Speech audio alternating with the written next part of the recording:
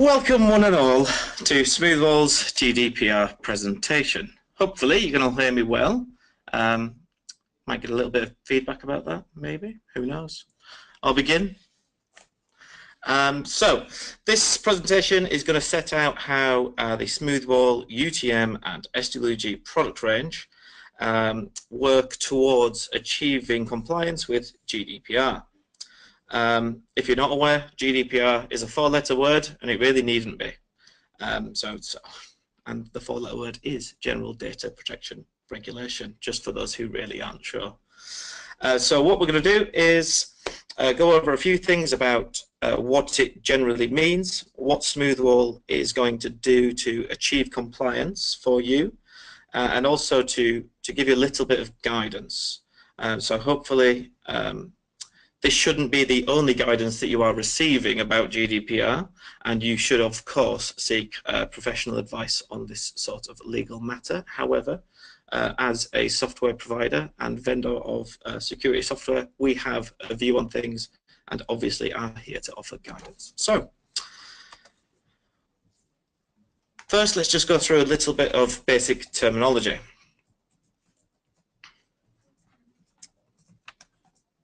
One second, and there we go. So what we should have here are, hopefully you can see that now, the main GDPR roles that we need to consider as a user of Smoothwall software.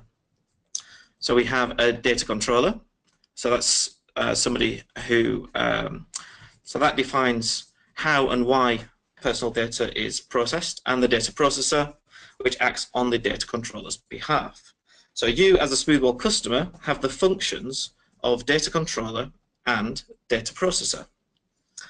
This presentation is intended to help you understand where the Smoothwall products fit into the accountability and governance processes that you're no doubt putting in place, if you don't have already. So just to go through it in a little bit more detail, so a data controller is obviously the person, which may be an individual, could be a company, could be a public authority, or some other body, who alone or with others determines the purposes and means of processing of personal data. So what does that mean? It means that you as an entity will see personal data, and it is your responsibility to look after it well. Sorry, it looks like fine. I'll jump on this. Sorry, I've been distracted by questions. Tim, back down. Right, data processors is the next thing we just need to talk about. So this is a person, again, which may be an individual. It could be a company. So it may well be that you have a managed service provider that is acting as a data processor on your behalf. It could be a public authority, again, as a service provider. So they processes the personal data on behalf of a controller. So you as a runner of Smoothwall products are the data controller. You have the data that passes through the system. The data processor is essentially either the network administrator who controls that software, or the service provider that offers support for that software. And separately to that, we also have a data subject. So these are the people who we are concerning ourselves with when we talk about GDPR. So these could be, so the data subject isn't necessarily just a person, it also could be the type of data that we need to talk about. So we need to think about whether we are revealing anything related to racial or ethnic origin, political opinions, so on and so forth. But usually when you're talking about Smoothwall, we are talking about age ranges, maybe specifics about where the cognizant capacity of a person, maybe the various groups that they are within your organization, and how we may be identifying them within your organization for filtering purposes. So if you've got a younger pupil, rather than just having a policy for younger pupils, you may have something that says year 1 pupils or year 7 pupils. So that may constitute personalized data, because we are then gathering that alongside other information and doing something with it. So let's just move on, and hopefully I will make a bit more sense. So yeah, it is an important distinction.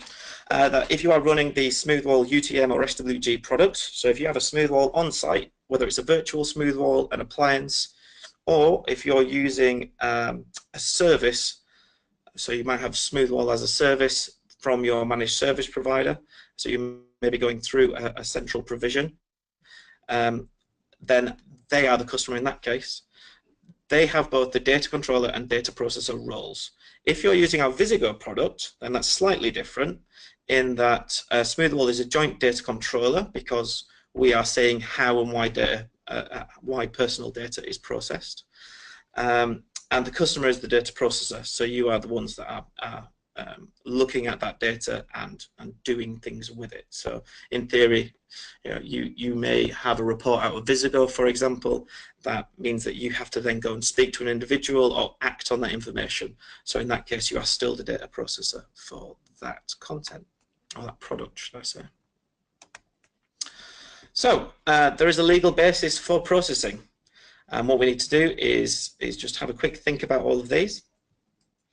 Looking through the legislation, these are what we are particularly interested in and which are relevant to Smoothwall. So we have the compliance with the legal obligation, just to go over that, the performance of a task in the public interest, and this is really where the Smoothwall product line comes in, and then legitimate interests. So again, although we say that's not applicable to schools, I'll go into that in a little bit more detail. So Smoothwall filtering and monitoring is covered under Article 6.1e, as it's very handily named, and processing is necessary for the performance of a task carried out in the public interest, or in the exercise of official authority vested in the controller. So what we're talking about there is keeping children safe in education. You have to provide filtering and monitoring to perform a task in the public interest. So you, as Smoothwall users and customers, you have chosen Smoothwall to help you fulfill a task in the public interest. So keeping children safe in education is just one example of that. There's also, of course, the prevent guidance. So and legislation. So if you are an organisation that needs to be compliant with that guidance, then Smoothwall is giving you the tools to perform that task in the public interest. And then going on to legitimate interests. So this is, we understand that this is more related to advertising or looking at data and profiling people who may or may not be the public. So not people you have a legitimate responsibility or responsibility for those users, but if you are offering things such as public Wi-Fi, then that's where this may come in, because although you might not have in particular fine-grained detail about users, you do have an element of their data. So for example, if they are logging on and using various services, then such as Facebook or online banking or whatever, then fair enough, we don't particularly care about those.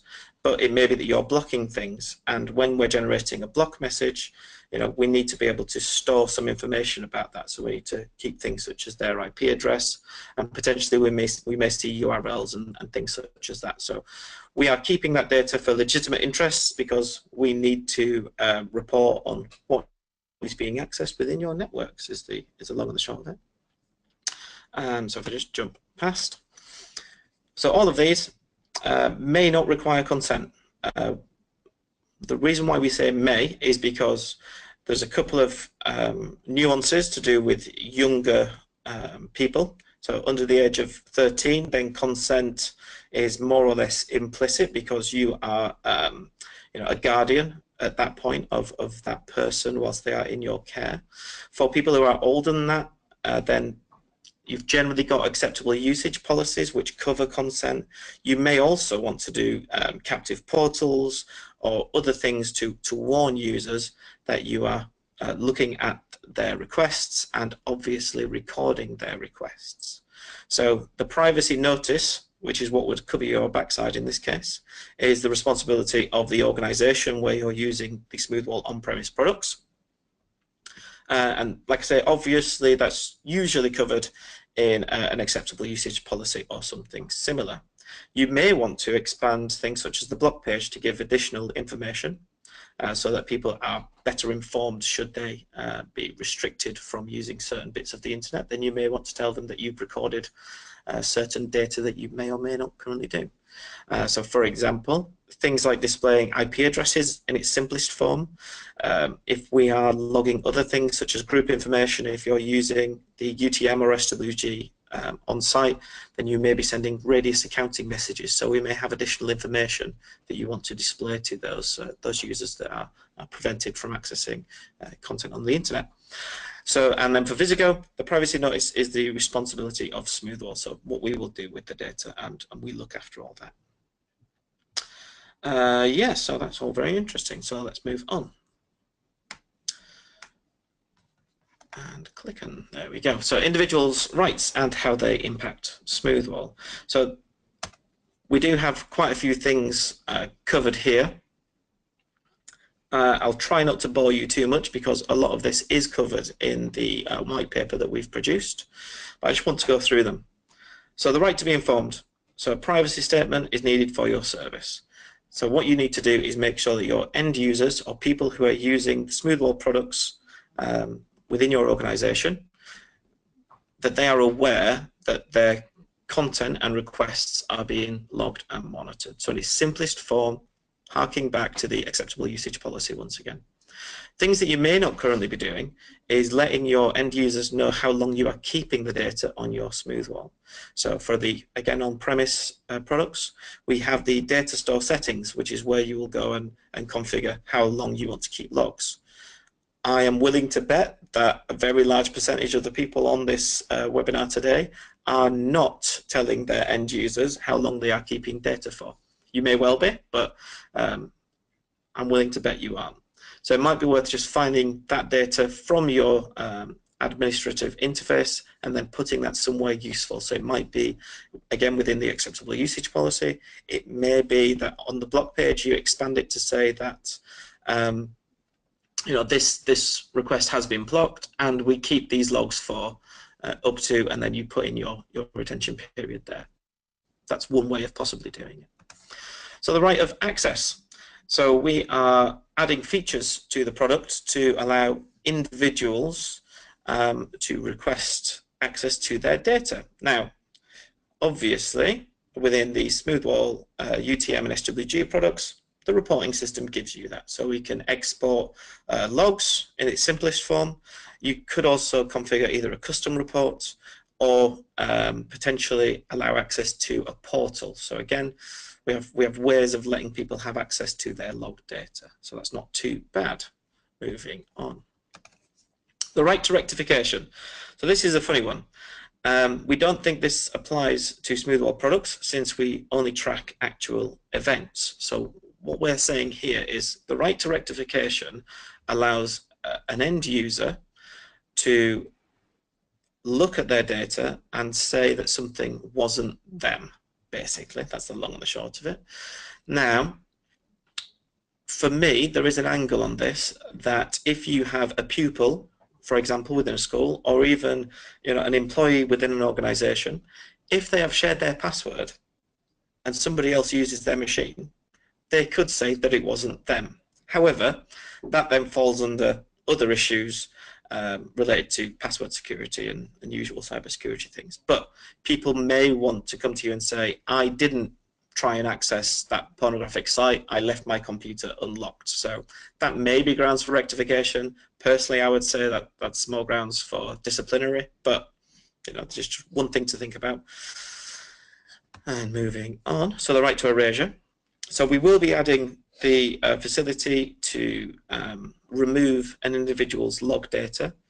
Currently, the only way to do this would be across the board. So we have the options within the UTM and SWG products to anonymize log data. So we will not store usernames or other pertinent information. So that's already there. However, that also means that you can't report on those groups, which often, especially when you're trying to remain compliant with keeping children safe in education and the prevent guidance, or the prevent duty, should I say, you need to know which security groups and which users are accessing certain content. And when we're talking about Visigo, you need to know whether somebody is at risk. So, it's very hard to have those generally anonymized. However, should an individual leave your organization, then at that point, they may have a valid case to have their data removed. So we will be adding features to allow that. Moving on. So the right to restrict processing. So more or less covered that with the right to erasure. So we are saying that if an individual wants to restrict the processing that is done on their activity, then the right to restrict processing comes in. So the only way that we currently do that is to anonymize all users. One alternative may be to allow kiosks or some other anonymous access within your organization. I again would argue against this in an education environment, but in a corporate or office environment, then there may well be grounds for this. I suppose for this one, we're probably looking for a bit more feedback on customer requirements and see whether we might be able to provide something in the future. But at the moment, we see this as a blanket option or using anonymized or kiosk devices where it is a real requirement. The right to data portability. So should you allow people to move their logs from Smoothwall to another product or another Smoothwall? Well, no, because it's particular to your organization. We think this is really related to things such as social media sites, or if you are using services such as hosted email, that sort of thing. That's where this really comes in. We don't believe this applies to the Smoothwall products whatsoever. But again, we welcome your feedback. So if you think that there is a use case, then by all means get in touch. The right to object. So we don't think this is applicable again. So the processing of Smoothwall data is classified as legitimate. We are keeping children safe in education. We are filtering requests out to the internet or content that is retrieved from the internet. So it's very hard to object to us processing someone's data in that regard. I suppose the argument for that is for those people who you are not responsible for. Then if they want to object, then they shouldn't use your service. So if they don't want their data processed, then they shouldn't be using your internet for your Smoothwall. Probably not the best answer, but that's as much as it is. If you're offering the internet and you are filtering it, then the only way to object to that is not to use it. And then the last one here is individual rights in relation to automated decision making and profiling. So although we say here not applicable since no automated decision making is made by Smoothwall products, there is a certain amount. However, what the legislation is really talking about here is in relation to marketing and being able to use your data incorrectly. Now, for the filtering service or even for safeguarding with regards to Visigo exclusively, then the automated decision making is us classifying something. So that is our baseline technology. So we don't think that the individual rights affect the Smoothwall product in that regard. And for what it's worth, I have seen there are quite a few questions that have come up, and what I'll do is at the end of the webinar, I will circle back and go over those if that's okay. But by all means, please keep asking as I go along. So moving on. So with GDPR and Smoothwall considerations, what should we do? So firstly, we've got a few things that we are proposing to do with the two main product lines. So we've got the UTM SWG and we've got the Visigo products too. So we've got a couple of things we're going to do there. But if I just go over this first. So an important principle of GDPR is that the absolute minimum data is collected. So on the Smoothwall side, this data obviously includes usernames, URLs that have been requested and groups to which the user belongs. So usernames and URLs are event-based, so possibly doesn't apply. However, groups, well, certainly doesn't apply even. However, groups are subject to the configuration of the system. So you may need to consider whether the group names that you log are may need changing. So you may want to change it so that instead of talking about particular year groups or particular subject matter groups, even just obfuscating them in some way so it's not personally identifiable should somebody get hold of that data. So for example, you may provide groups based on birth months and year groups rather than just year groups. Might be considered a collection of more than the minimum data. So if you keep it nice and as generic as you can, then we believe that you will be better placed to be compliant with GDPR. So retention obviously is, retention of data is a key component of GDPR.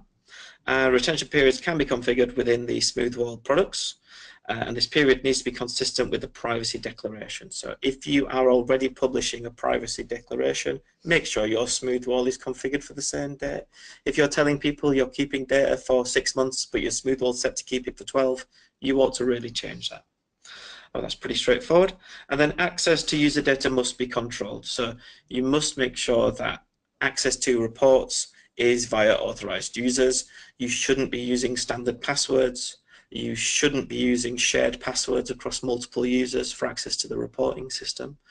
For what it's worth, the Smoothwall UTM and SWG products can be integrated with Active Directory, eDirectory, Radius, or whatever you've got on site. So you can allow individuals access using their existing credentials to report data. Further to that, we do have some improvements. So obviously within the UTM and SWG product, we've got some features coming into the leads release to help manage individual user log records, looking at retention periods, and then we have other things that we advise that you should be doing. But you can all read, so I'm not going to read you that. The other one is Visigo.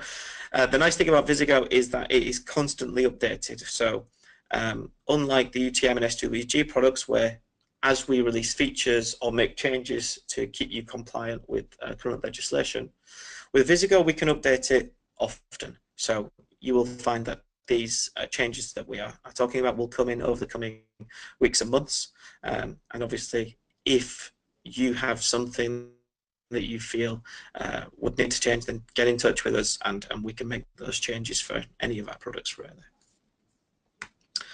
Okay, so getting towards the end, and here's a summary of what I've talked about so far.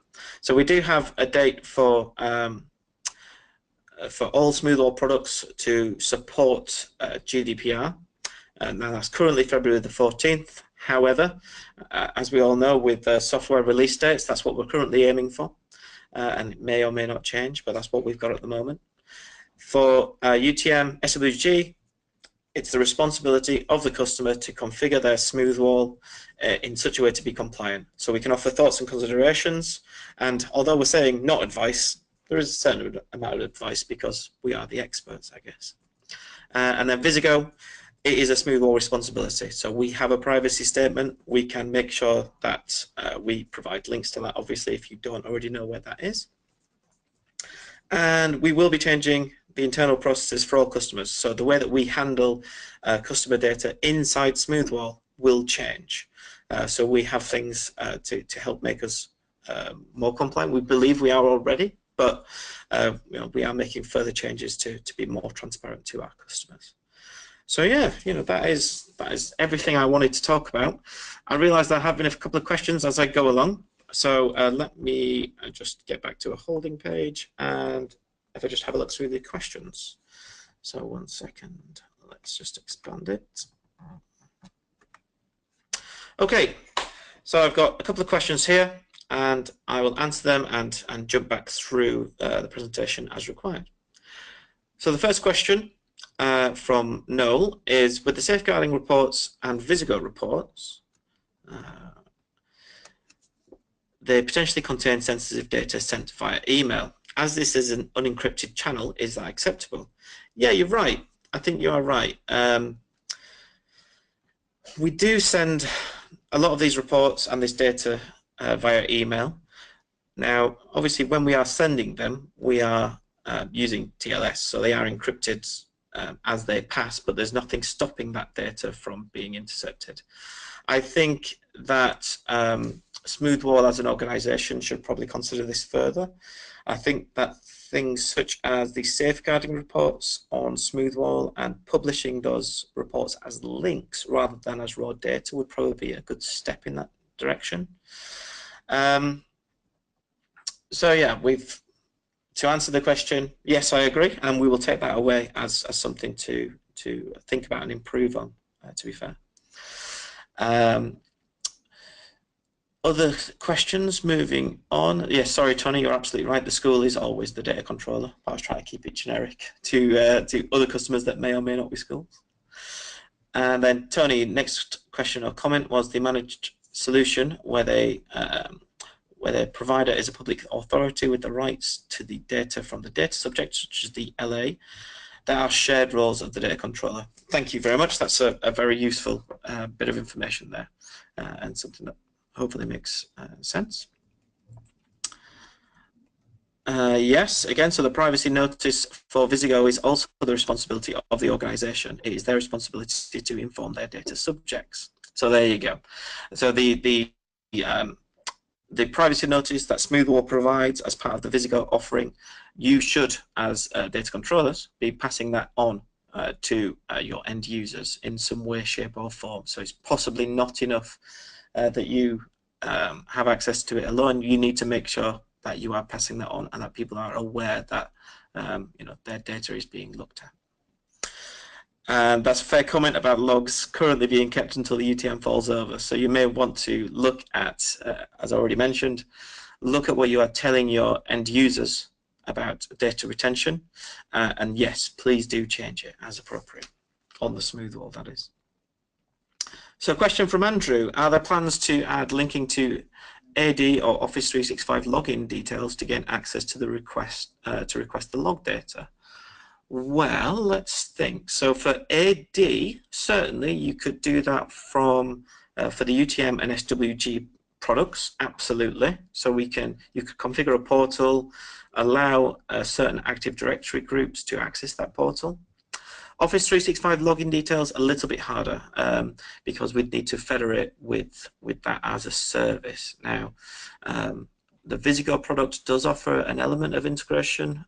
However, that's all up in the air at the moment. I probably need to get back to you separately about that and find out what the product team thinks about that longer term.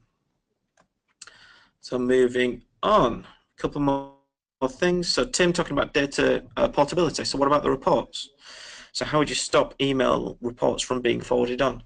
Yes, so I mean that harks back to the data security question, really, I guess. If we are sending data out in an email, then what is stopping that from being forwarded? Yeah, you're absolutely right. For what it's worth, if you've looked at distributed safeguarding reports or distributing reports via the Smoothwall UTM SWG products, that can generate links with passwords, and those links to the with passwords can expire as well. So we do have a certain amount of that. It might be more worth. Oh, there we go. It's back. Lost audio for a second there. Might be worth again speaking to us either via your account manager or through support to talk about those sorts of things if we can clear that up. It may be something we can look at in a knowledge base article as well. That might be a good way of doing it. So we'll look at that. So very good. So timescale for the release of leads asked by Richard. So we're currently looking at Q1. As you saw towards the end of the slide deck, that is down for mid-February at the moment, but there's every chance that will change. But that's what I'm being told at the moment. Moving on. Noel Sweeney. With the safeguarding reports and Visigo reports, they're potentially concerned. Oh, answered that one. Sorry, Noel. Redirected. Try again. So, Stephen is asking, our AD usernames include date of birth and appear in Smoothwall. Is this an issue with the anonymizing data? Well, it's likely that the fact that Smoothwall is logging them, that may be too much information. However, you are using that as a way to direct that information to the right person within your organization. So, for example, if you have a pastoral care team for year 7, then they don't necessarily need to know about your 8 users and what they are doing. So in that regard, it may not be too much information. I would also say that as an existing system, you've already got that in place, and that's linked to AD and various other parts of your network. So it's probably a slightly bigger concern than just Smoothwall logs. You will have many other logs that reference that information. So yeah, it possibly is something to look at, but I believe that that it is acceptable to have that sort of information about an end user, because you are responsible certainly in a school environment for the safety and care of those users. Okay, so Tim's asking about log retention. So you can go and change that just within the report section, and you will see data store settings. So that's where you can go and configure retention. A sample privacy statement as a template, Greg's asking for. I'm sure we've probably got something that we can put together, so we'll look at doing that as an output of this. Moving on. So is there standard reports that can be created to cover us for GDPR, asks Gareth. Yeah, I don't see why not. To a certain extent, the individual user reports and our just log data probably covers you for a lot of the GDPR style requests that you may receive. So if an individual user asks for their logs, then you can produce that using an individual user report within the reporting system. You may just head to the logs and export logs for a particular user. So that's another option. So a data map, yes. Tony asks about a data map. We do have a data map of everything that is stored within the Guardian engine. So that's what's used on the UTM and SWG products. So yes, we can provide that. I would say that it may be better for us to put that into a knowledge base article and share that again off the back of this. So hopefully we can get that turned around pretty quickly. And Tony, I will make sure you get a copy of that directly in the meantime. So Ben asks, do you think that having Smoothwall as a passive device means that we need a DPO? So as a passive device, so not actually doing any filtering per se. Well, at the very least, Smoothwall is going to be protecting your users from the child abuse index check provided by the IWF. So even as a passive device, there still will be a certain amount of filtering applied. So I think there will, where you have a Smoothwall and where you have Guardian, I think you will always have an obligation to look after the data that is collected. So in short, yes, to answer that one. Right, so Usman asks, when configuring or upgrading, if we run into trouble, will we get backed up by you guys to help? So if that's with regards to the UTM SWG products, obviously that should be covered as part of your support contract. So if you have issues, then of course we will help as you're going through upgrades. We will help and give advice about transferring data and moving logs to alternate systems. Again, we possibly could expand that within our knowledge base, and possibly should. So I'll certainly take that as an action to make that easier. So Tim's asking about a Google group page about this, so we have any questions, Smoothwall can answer them. Yeah, I think that'd be really useful actually, some kind of community forum. So I think off the back of this, we will be able to send out a communication to all participants. So within that, we'll look at having some kind of forum or some way of people being able to ask follow-up questions. So yes, of course, it's a very good idea, and we will do that. So Adrian asks, we use multiple iPads across our Academy Trust with a generic Radius username, obviously meaning that tracking individuals is difficult. Should we look into changing this in the light of GDPR, and is there an easy solution to this? Well, quite possibly, it's worth changing it to be able to inform them if nothing else. So you've already got anonymized user access to a certain extent. If you're using a generic Radius username for iPads that are being filtered by Smoothwall, then we are not keeping more data than is necessary. So I would possibly say that you are already compliant in light of GDPR. It's only if you wanted to increase that and have further information or be able to filter people differently that you may need to consider further. Again, it may be worth just getting in touch with us individually about that one, by all means. Moving on, nearly there, I think. Oh, blimey. Questions still coming in. All good. Let's take a look. So Ben is asking, do we need a contract as SITT can access the UTMs?